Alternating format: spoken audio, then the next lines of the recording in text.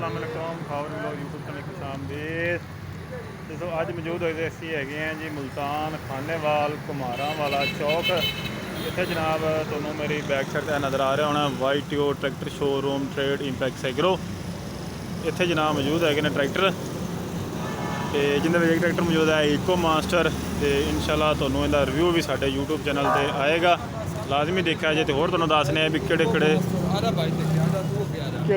मजीद tractor इत्थे खड़े ने, तुहानू वो भी दसने। इत्थे जनाब हुण असीं अंदर जा रहे हैं, मजीद किहड़े ट्रैक्टर खड़े ने तुहानू वो भी चैक करवाने। तो जनाब एक तो जनाब खड़े जे है YTO 250 पीटर इंजन दे विच, ठीक है। पीटर इंजन च खड़े ने, काफ़ी सारा स्टॉक खड़ा है मौजूद, है देख सकते जी।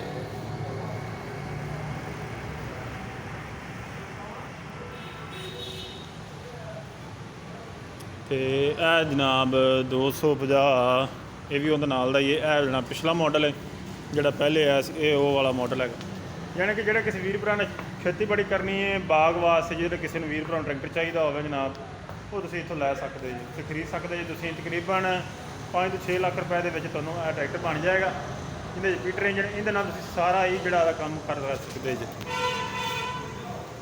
यह देखो जी लगे हुए टायर टू लगे हुए आल टू आल क्लीयर तुसीं इहदे नाल काम कर सकदे जी, ठीक है। यह अज दा साडा विजिट हैगा सी दी अपना मुल्तान दा शोरूम का साडा विजिट है। यह जनाब तुहानू चेक करवा रहे हैं इत्थे तो मौजूदा ट्रैक्टर, तो नाल अपने भाई भी मौजूद है ने, नाल ये ट्रैक्टर खड़ा इको मास्टर, नाल भाई ज़्यादा भी मौजूद ने, नाल पर जनाब तारक असलम मोटर्स अहमद कार वाले भी है जी, ठीक है। यह ट्रैक्टर खड़ा है तो देख सकते जे तुसीं। यह जनाब शोरूम है। हुण तुहानू सड़क चेक करवा दी जिधरों आ रही, इधरों आ रही जनाब सड़क।